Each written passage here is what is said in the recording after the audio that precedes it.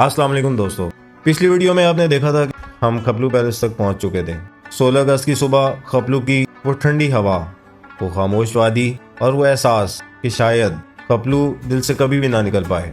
यहाँ से हमारी इस वीडियो की कहानी शुरू होती है, जहाँ खपलू हमें अलविदा कह रहा था और हम बल्दिस्तान के नए इलाकों को एक्सप्लोर करने निकल पड़े थे। खपलू पैलेस से हमने अपनी वापसी का सफ़र शुरू किया। ये सिर्फ एक सड़क नहीं, ये बल्दिस्तान की खूबसूरती की अक्कासी थी। फलकबोस पहाड़, सरसब्ज वादियाँ और साफ शफाफ बहता पानी। ये इलाका ज़रा गांचे में आता है और यहाँ की ख़ास बात यह है कि यहाँ कुदरत खाम शक्ल में मौजूद है, बिना किसी फिल्टर के। कुछ देर सफ़र करने के बाद हम मंठोका वाटरफॉल पहुँचे। मंठोका वाटरफॉल बल्तिस्तान के मशहूर तरीन आबशारों में से एक है। तकरीबन 180 फीट की बुलंदी से गिरता हुआ पानी और नीचे खड़ा इंसान खुद को बहुत छोटा महसूस करता है। यहाँ आकर सबसे पहले जो आवाज़ कानों में पड़ती है वो पानी की नहीं बल्कि कुदरत की ताकत की होती है। यहाँ सिर्फ देखने नहीं आए थे, हम यहाँ इंजॉय करने आए थे। और इंजॉय कैसे मुकम्मल होता, जाहिर है ट्राउट फिश के बगैर नहीं हो सकता। ठंडे मौसम में गर्मा गर्म मछली, सामने वाटरफॉल, क्या ही हसीन और यादगार लम्हा। हम वाटरफॉल के बिल्कुल नीचे तक गए। बहुत ही ठंडा और पुरसुकून माहौल था। बहुत सारी तस्वीरें ली, वीडियोस बनाई, अपने कैमरे में महफूज की और हमने अपना सफ़र आगे की तरफ शुरू किया। खपलू में हमारी कहानी ने एक नया मोड़ इख्तियार किया। हमारे ड्राइवर मौसम की तबीयत बहुत ख़राब हो गई। मुसलसल ड्राइविंग, लंबे पहाड़ी रास्ते और आराम ना मिलना, जिस्म आखिरकार जवाब दे देता है। हम ज़्यादा देर रुकने के बजाय आगे बढ़ने का फ़ैसला किया, क्योंकि अभी सफ़र ख़त्म नहीं हुआ था। मंठोका से निकलकर हम रवाना हुए स्कर्दू कोल्ड डेजर्ट की तरफ। जब हम यहाँ पहुँचे तो तकरीबन असर का वक्त हो चुका था। कोल्ड डेजर्ट दुनिया के चंद अनोखे रेगिस्तानों में से एक है, जहाँ रेत के टीले बर्फपोश पहाड़ों के दरमियान मौजूद हैं। सूरज आहिस्ता आहिस्ता नारंगी रंग में ढल रहा था और पूरा मंजर किसी फिल्म के सीन जैसा लग रहा था। ये वो जगह है जहाँ बंदा खामोश हो जाता है और सिर्फ देखता रहता है। इन रेत के टीलों को चीरते हुए हम बाबे शिगर तक गए। बाबे शिगर एक इंतहाई अहम और तारीखी मकाम है। दुनिया भर के कोपैमा केटू को सर करने के लिए यहाँ तक गाड़ी पर सफ़र करते हैं और यहाँ से अपनी जर्नी पैदल शुरू करते हैं। बाबे शिगर से वापसी पर मोहसिन ने गाड़ी चलाने से माजरत कर ली और फिर स्टीयरिंग मेरे हाथ में था। बाबे शिगर से स्कर्दू तक गाड़ी मैंने चलाई। स्कर्दू पहुँचते ही हमने मोहसिन को डॉक्टर के पास चेक कराया, दवाइयाँ ली, इस्पगोल लिया और देसी हरबे भी मोहसिन पर आजमाए। होटल पहुँचे तो एक बहुत बड़ा मसला हमारे सामने खड़ा था कि हमारे तमाम कपड़े गंदे हो चुके थे, क्योंकि हमारा टूर गैर मुतवक्के तौर पे लंबा हो गया था। फिर क्या था, हमने आधा किलो सर्फ एक्सेल लिया और अपने होटल के रूम में ही एक खुफिया मिशन के तौर पे कपड़े धोना शुरू किए। फैसल और असद ने अपने कमरे को धोबी घाट बना दिया और हमने तमाम कपड़े धोकर कमरे के हर कोने, खिड़की के कोने पर लटका कर एक खुफिया मिशन को सरअंजाम दिया। कपड़े धोने के खुफिया मिशन को अंजाम देने के बाद हमने खाना खाया, स्कर्दू बाज़ार घुमा और थके हारे सो गए। 17 अगस्त की सुबह हम कचूरा लेक की तरफ रवाना हुए। नाश्ता हमने अपनी होटल में किया और हम उसके बाद कचूरा लेक की तरफ रवाना हो गए। कचूरा लेक दो हैं, लोअर कचूरा लेक और upper Kachura lake. Lower Kachura lake Shangrila resort को कहते हैं। शंग्रीला रिजॉर्ट के बीच में जो दिलनुमा शक्ल में मौजूद है। ये स्कर्दू से तकरीबन 25 से 30 मिनट के मुसाफत पर वाक़ है। यहाँ पर सुर्ख छतों वाले कॉटेजेस, साफ शफाफ पानी और पुरसुकून माहौल। ये जगह वाकई जन्नत का एक टुकड़ा लगती है। यहाँ पर हमने मुफ्त में बहुत सारे सेब भी खाए और मोहसिन की बहुत फ़नी तस्वीरें भी बनाई। मोहसिन ने हमें यहाँ पे काफ़ी इंजॉय किया, क्योंकि मोहसिन की तबीयत संभल चुकी थी।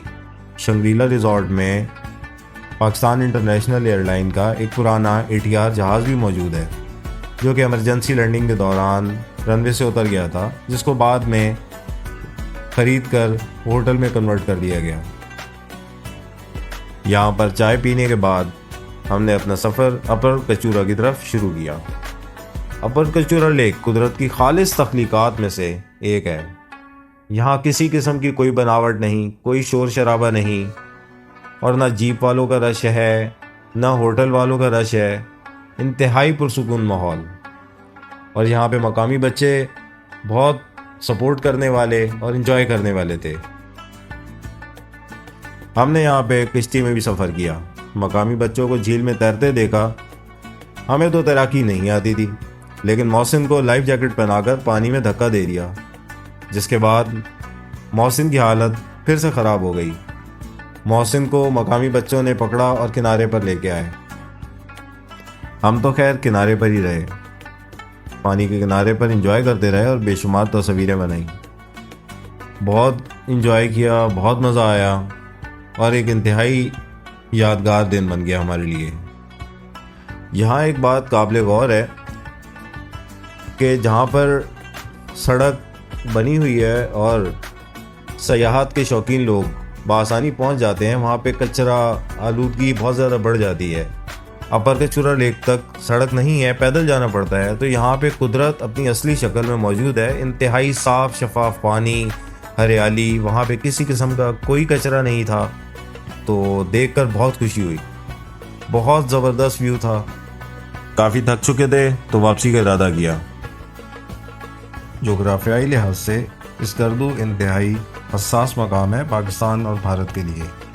तो यहाँ पर फ़ज़ाई निगरानी के लिए पाकिस्तान आर्मी के हेलीकॉप्टर भी उड़ रहे थे। स्कर्दू एयरपोर्ट के पास से गुजरे तो यहाँ से इस्लामाबाद के लिए एक जहाज़ टेक ऑफ कर रहा था।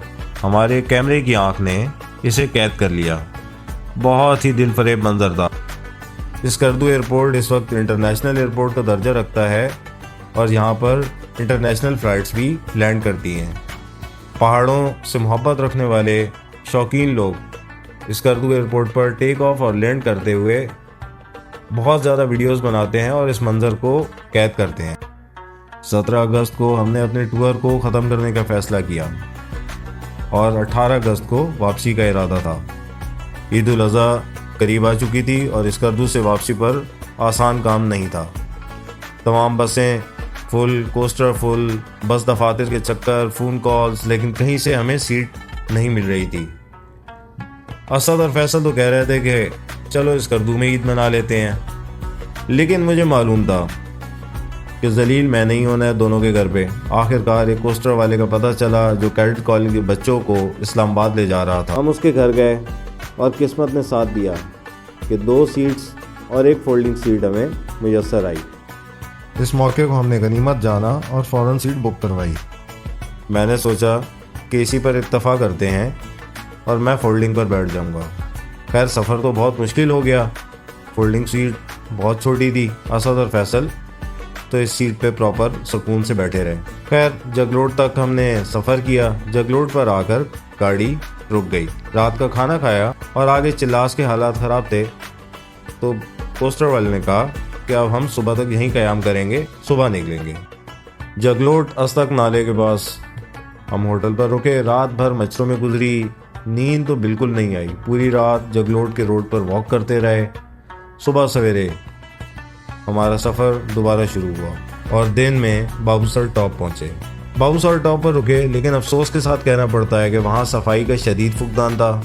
हर जानिब कचरा कुंडी थी, गैर मयारी खाने, चाय तो ऐसी थी कि शायद दोज़ख में भी अच्छा मयार मिल जाए। बाबूसर टॉप से निकले तो एहसास होने लगा कि जैसे जन्नत से बाहर आ गया हूँ। नारान में दिन का खाना खाया।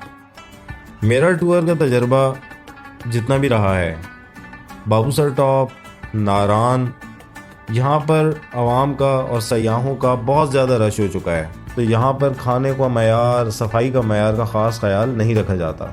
आखिरकार रात को हम रावलपिंडी पहुँचे। रात का क़याम पिंडी में ही किया। अगले दिन मैं अपने गांव की तरफ रवाना हो गया। फैसल लाहौर और असद कराची रवाना हो गया। अगर उस कोस्टर में हमें सीट ना मिलती तो हमारी ईद स्कर्दू में ही होनी थी और फैसल के घर वालों से और असद के घर वालों से मैंने ही जलील होना था। बहुत अच्छा टूर रहा। हमने बहुत सारी यादें समेटी और अपनी ज़िंदगी के यादगार लम्हात को कैमरे में कैद कर लिया। देखते रहिए हमारे अगले टूर के व्लॉग्स को। बहुत बहुत शुक्रिया।